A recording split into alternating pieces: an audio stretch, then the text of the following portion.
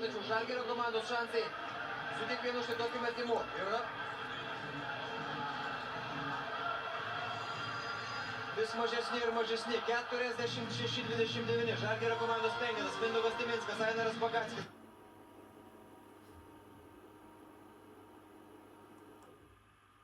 Dabar išeina taip, kad Žalgiris atsidūrė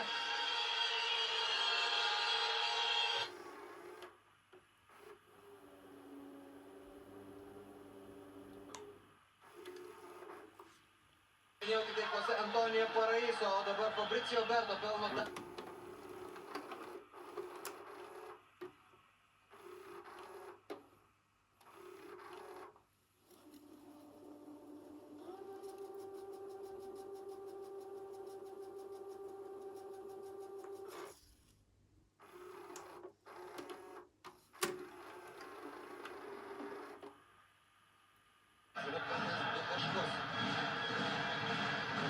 Rungtyniauja Arvydas Sabonis, 11 taškų 9, jau surinko 8 pelnė Giedrius Gustas. Antra.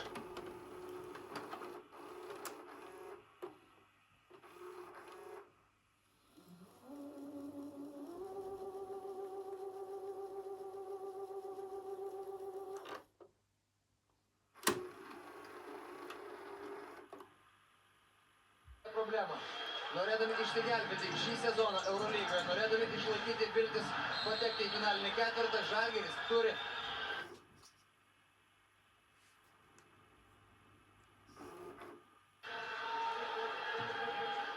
prieš Valensijos Pomesą, nors vienintelio taško skirtumo.